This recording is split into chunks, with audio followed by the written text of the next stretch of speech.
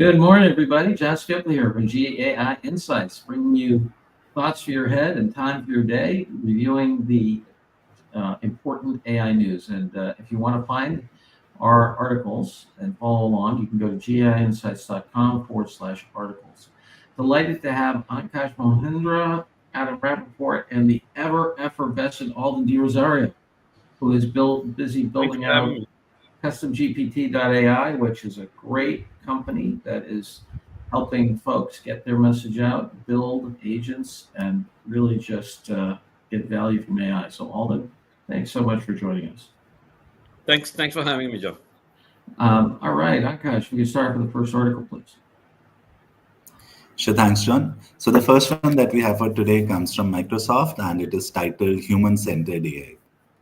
Yeah, human-centered AI. What a concept. It's interesting. I was talking to someone the other day that said the critical issue in getting value from AI is getting your people to understand that they need to converse with the robots, not just use them for automation.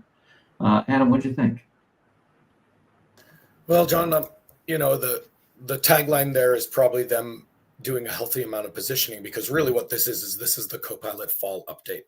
And it's just a heap of product announcements all within Copilot or where Copilot can be found within other things. I'll just read through some of them, but like you can invite people to a group and have Copilot organize all the activities and manage it for you. They have Myco, which is sort of the evolution of Clippy, stands for My Copilot, and it's a little animated character there that you can talk to. And I don't know if it's real or not, but I saw a video where a guy tapped on Myco on his phone and it flipped into Clippy. So we might be having him come back, which would probably make this essential news, but that's not confirmed. So Clippy would certainly be exciting.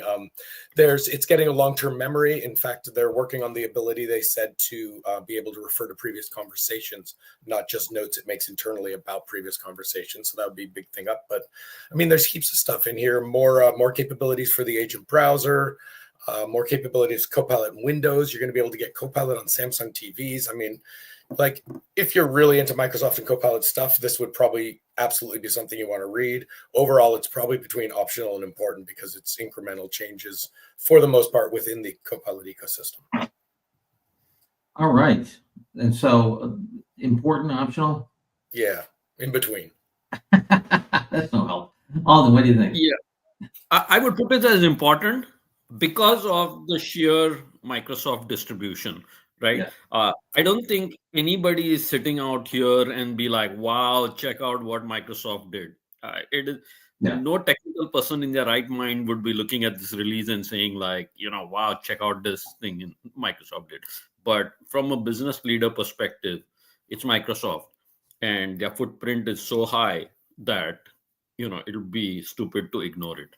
Yes. So like it's almost like a Windows release, right? If Windows makes a release, the world is going to shake. Yeah. All righty. You convinced me for sure. Yeah. Important, John. John, I think with this positioning as well, they might be trying to do something different. So we have seen a lot of cases where employees, what they use in their personal life, they bring that to their professional lives as well. So positioning this Myco seems like bringing that personal bit into the professional lives, and that might strengthen Microsoft's already strong distribution. So important for that reason.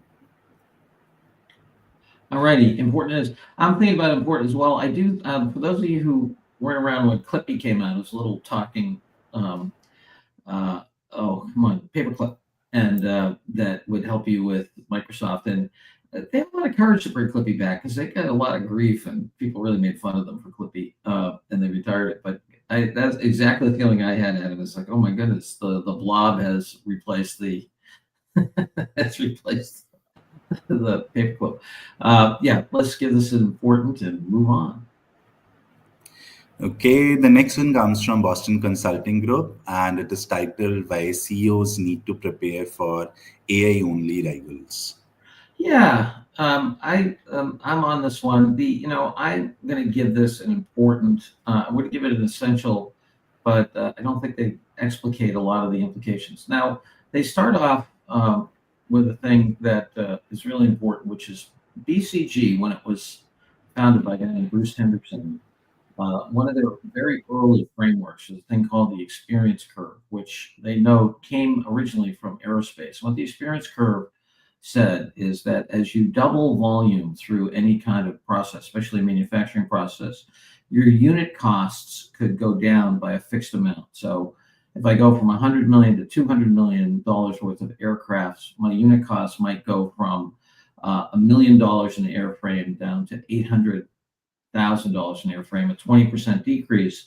And then if I went from 200 million to 400 million, it would go down another 20%, which would be what, 640,000 per unit, right?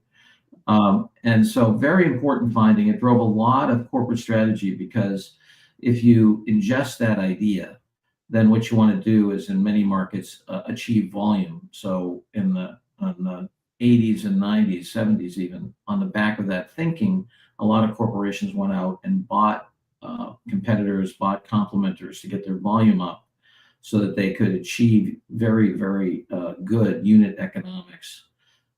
They're making the argument, and I completely agree, that we're talking about that kind of unit economics increase with certain kinds of language models. And I think the reason it's important is that when you create a competitor that has that kind of superior unit economics, it makes life very difficult on you. So what would be an example of this? Someone like a Craigslist, okay? When Craigslist came into the classified market, I believe Craigslist's revenues are about $150 million. They've got about 11 employees, so they have over $10 million per employee in terms of revenue. At the same time, what they've done is they've given out, they basically eviscerated the entire multi-billion-dollar classified business by giving that away. Craigslist only charges for employers hiring individuals. So they get that $150 million from just one thing, and they don't charge for anything else. You want to list your bike, you want to list your house, you want to list your boat. They don't charge for that. And so they gave that all away to consumers, what the economists would call consumer surplus. So I think that that's a profound thing to be thinking about in the context of your business. The reason I didn't give it an essential is I didn't think that they had really explicated this the way I would expect from BCG. But, now that I've had time to sleep on it and so forth, I think I am going to go ahead and give this essential, because the getting executives to think through. I was just talking to the CEO earlier this week of a multi-billion-dollar testing company, and she was saying she really is worried about this, which is that she's going to have an AI-first competitor that is going to rip a lot of the value out of her industry, the way Craigslist did to classified advertising. And so I do think it's a worthwhile thing for the AI leader to bring up to their team. So I'm going to make the case for essential. I will, yeah. John, if you don't mind, I am 100% essential on this. And the reason I am so passionately essential on this is because I've spent the last 3 months of my life trying to build this. And it's great that you are talking about the economics, which is, even for a simple company like ours, like we are about 30, 40 people, and I see us growing to about 400 people, but of which 300 are AI employees, Yes. right? And you mentioned the testing company. Guess what AI employee I'm working on right now? It is a testing AI employee, Oh, right? wow. So, and I am about 1,000% sure that these employees will come into play, like not years from now, but literally like weeks or months from now, Yes. right?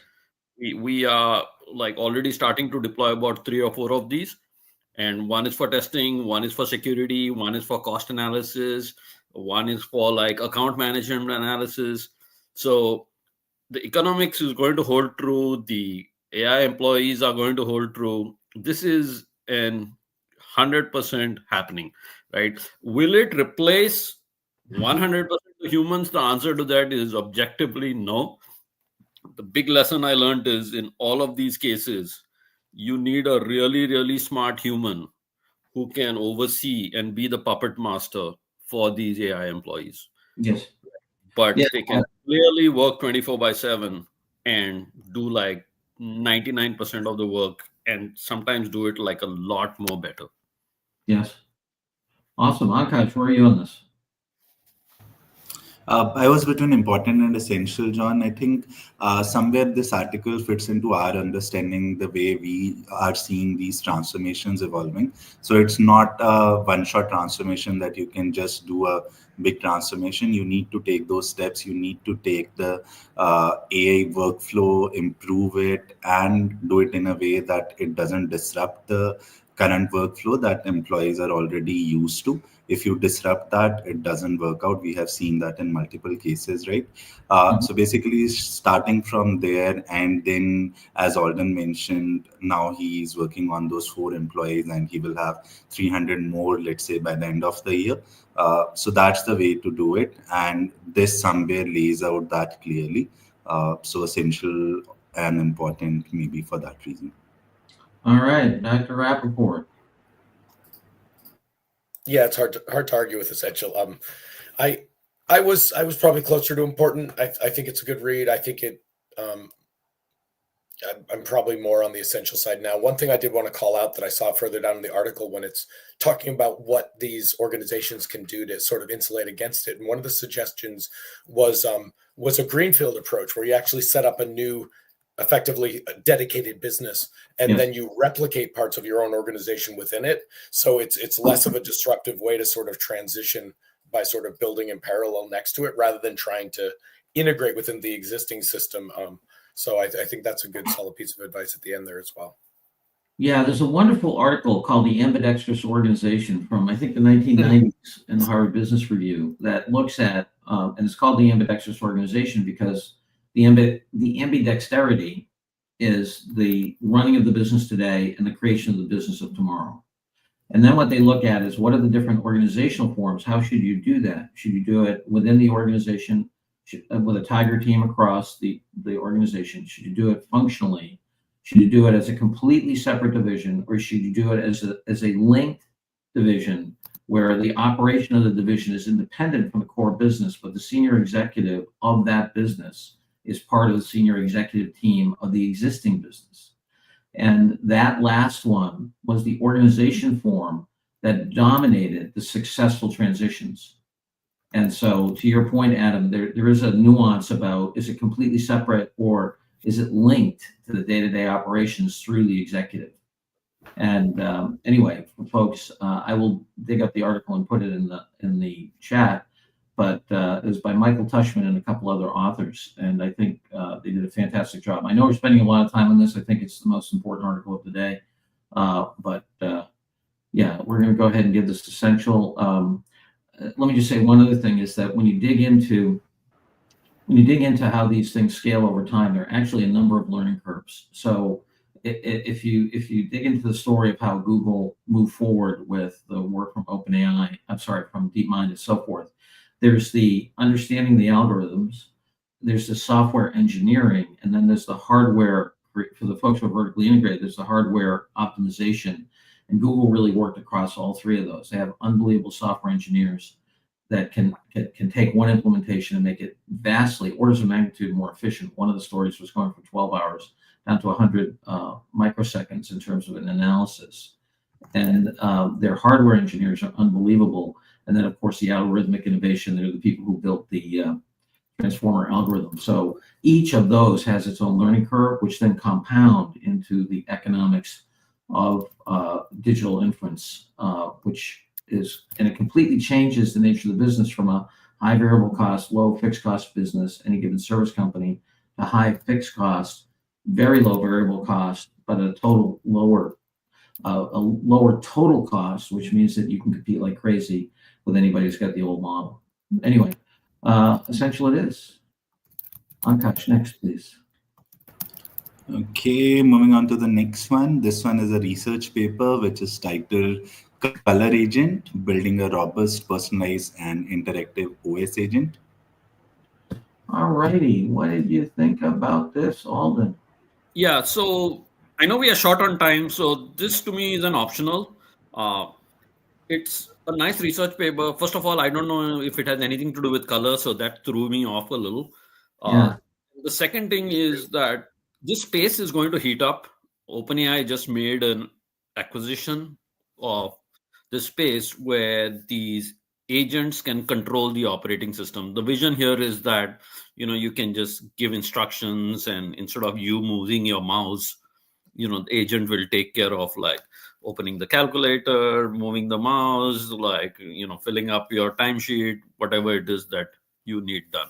So like OS controlled agents is what this space is. As far as this paper is concerned, nice open source release. If somebody likes to dabble in that, I would mark it as optional, because from a business leader perspective, it's not much. Yeah, I was on optional as well on this one. What do you think, Ed? Yeah, agreed. It's definitely research, interesting research, but not really going to be applied anytime soon in enterprise. Yeah, and then the title threw me off too. Akash, we're headed for optional. You okay with that? Yeah, it did. Yes, John. Optional it is. All righty. Optional is Paul. We're going to optional on the color article, color agent article. You cool with that? Yes. All righty. Next. Okay, moving on to the next one. This is a case study from OpenAI, and it is titled Consensus Uses GPT-5 and the Responses API to Complete Weeks of Research in Minutes. All right, Adam. Yeah, I think optional on this one overall. I'll explain a little bit more about what they're going on here about, but it was sort of like that Anthropic article last night where they talk about what they did, but they don't say enough about how for me to really be satisfied with it. So the situation here is this organization Consensus used GPT-5 to effectively make a multi-agent research system. And it's cool that they did that. It's cool to show an example of that. It's not the first multi-agent research we've seen, and there's certainly systems out there that have that already embedded into it. So it didn't seem particularly new or innovative. It was interesting to see some of the benchmarking they did in terms of the evaluation of what they were using under the GPT-5 hood as the actual inference engine, and looking at OpenAI's 4.1 or Anthropic Sonix 4 or Google 2.5 Flash. And some of the research in there around the evaluations they did is probably the most interesting part of the article for me, but overall it's probably an optional. All right, going for optional on this one. Alden, what do you think? I would mark it as important because of the same reason around the AI employee, essential that I marked. Whenever OpenAI releases these success studies, they tend to trickle down really nicely, right? And I mentioned I'm working on the AI employee. It's the exact same architecture that you see in this article, right? Multiple agents checking each other's work, a manager overseeing what the employee is doing, a compliance guy coming in and giving his judgments. So it would be really good to see, like, if this is a real, case study, then it really helps drive the rest of the industry adoption. All righty, Akash, we're on the fence here. What side do we land on? I was optional, John. I agree with Alden's point, the multi-agent architecture here, but still it's low on quantitative output, so optional for that reason, and doesn't explain much how they did it. Paul, market leader here. Give me a fluffy article. Yeah, now I'm going to make the debate harder. I'm with Alden on important. I mean, I was just yesterday with 30 CEOs, and this whole multi-agent, multi-option agent is just so confusing for people. So I think anything that's showing more specific examples, even in this one, if they don't show the how very much, but specifically what these subroutines or agents are doing, I think really helps business leaders. So important. There we go. In the land of the blind, the one-eyed man is king. We're going important on this one. Okay, moving on to the next one. This one comes from Financial Times, and it is titled AI Tutors Show Their Potential in Interactive Workplace Learning. Yeah, I don't know what's going on with the FT here. I feel like they've been hollowed out from the inside, but they used to have very in-depth kind of things, and now it's, I don't know, it's very Reagan-esque, kind of fluffy on the top. Alden, what do you think? Yeah, this is clearly a PR piece, though on the right topic, and also the title again is a little off. Like, this is not AI tutor. This is basically corporate training, right? Yeah.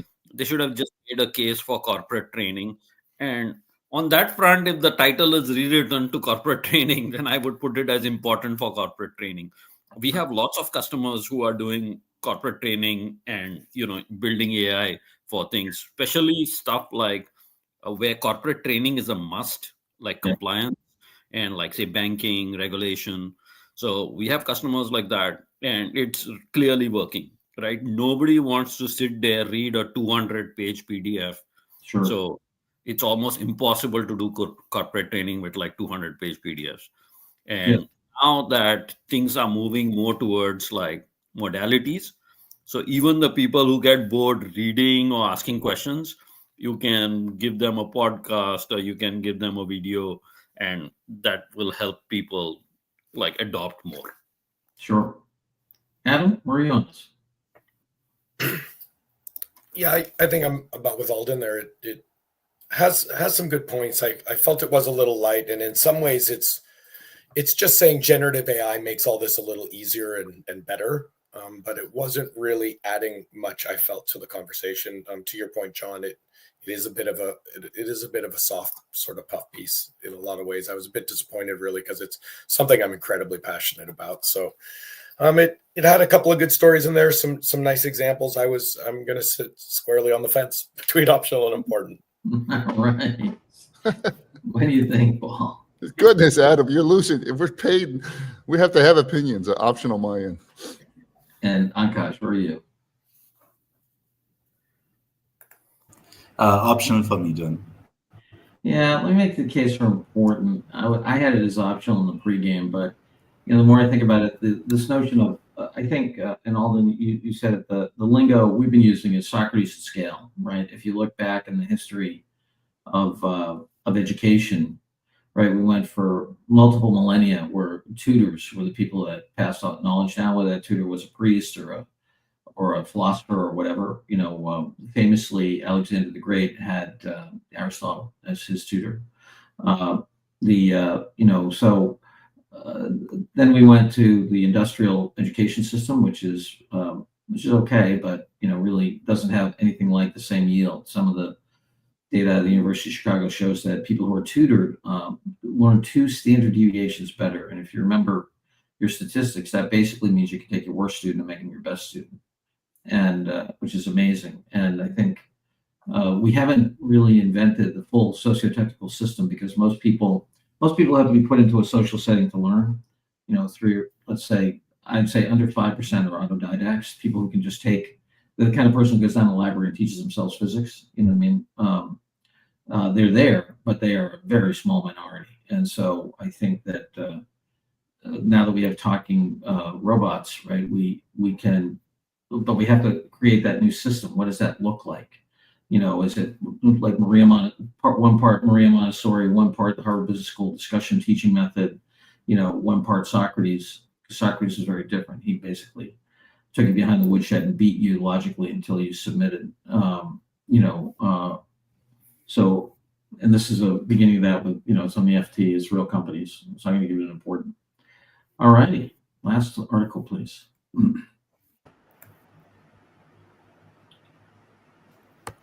Okay, the last one that we have for today comes from Runway, and they have introduced apps for advertising collection. Yeah, amazing set of capabilities here, in the category of everyday miracles. What do you think, Akash? Yeah, so John, basically what they have done is, so this apps for advertising collection, this is nothing but a product launch within their platform. So they have introduced 3 types of products right now. They are not really products, but something you can do with the videos within their platform. So you can create mock-ups, something they call a mock-up, which includes product placements or screens or ad spaces. Then there is another thing called Very Ads, where you can remix different ads, such as swapping headlines and stuff. And then there's another bit, which is the expand bit. So if you have something already existing, you can give it to Runway and you can expand on that. So I was important on this one, John. I think a really good capabilities within a product. We discussed some of it yesterday as well when we were discussing that God video model article, where we were discussing about productizing these models now, how to improve these products which are derived from these models. And these are really great for advertising, and everybody needs advertising. So I would say important for every AI executive or every executive within a company. All righty. Alden, where'd you end up on this? Yeah, I would mark it as important, especially for advertising, right? So as you can imagine, like with everything happening with Sora and Gemini, like VO3, Runway doesn't want to get pretty much runwayed. So, Run over. verticalizing would really make sense for them, and just making it special for advertising or manufacturing or whatever the verticals are would makes like perfect sense for them. And All right. hopefully they put enough innovation to verticalize that it like helps out. Like I haven't checked this specific one out, but I can see it would make sense for like creative agencies. All righty. So we're looking at important. Adam? I was actually leaning towards optional. It felt a little too much like a product announcement and really a nice packaging of capabilities. And I've seen similar capabilities in other products. There are other competitors out there who are doing very similar things already. So it is a bit of a catch up from Runway. That being said, they are one of the leaders in the space. They had been lagging behind, and now this is a good catch up. And in some ways a jump ahead in terms of targeting enterprise and targeting marketing within organizations. So I'd probably say important overall. All right, Paul, where are we? I'm on optional. Everyday miracle, every one of these innovation vectors. So optional.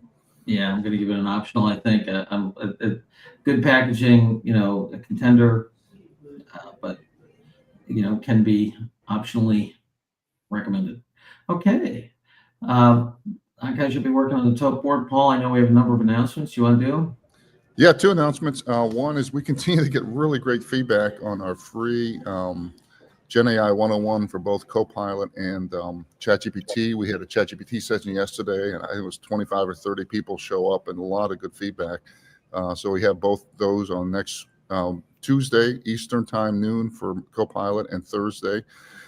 Second is on Monday's Learning Lab, we're going to go to 2 things. We're going to spend 5 minutes on OpenAI Atlas browser, which you haven't used it. It's really, I'm really starting to like it a lot. It's the side pane thing here is really, and particularly if you do the side pane in agent mode, I had to go through and analyze my LinkedIn and give me recommendations. You can see the agent going around and analyzing. So we're going to do a demo of that. And then the maiden showcases, we're going to walk through Nathan's State of the AI report, which is just a must-read report. That's 300-page report. We'll go through just part of it about where we are and where things are going. So join us at 7 o'clock Eastern at Learning Lab. And then aren't we also finalizing our AEO primer for executives? Correct. Yeah, we're finding that this weekend here, and that'll be published online next week. You're getting some really good feedback on it, and all that. I'll show you a draft, all the updated draft, and some of the feedback Awesome. we have. And the last thing, I have Rosemary sent you, but Rosemary put her 15 questions on her website. We have it in ours, and then she critiqued ours against hers, and the robots hated ours because they weren't nearly as specific and unique. So this notion, it's not just frequently asked questions, it's frequently asked questions that then are good and unique, I think is the next level thinking in the frequently asked questions. It's funny when you said that, Paul. I can imagine there's going to be a dating site where, here's what 4 robots think about me. Anyway. Okay, so we have a lot coming up here that'll be practical and tactical. Ankash, you have the tote board for us.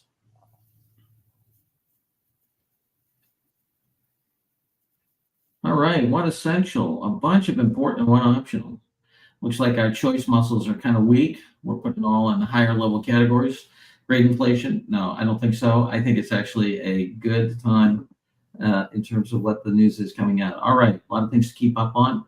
Have a great AI weekend. Alden, thank you so much for joining us. Adam, as always, Ankash, and see you all. Have a great AI weekend. See you on Monday. Great. Thanks, guys.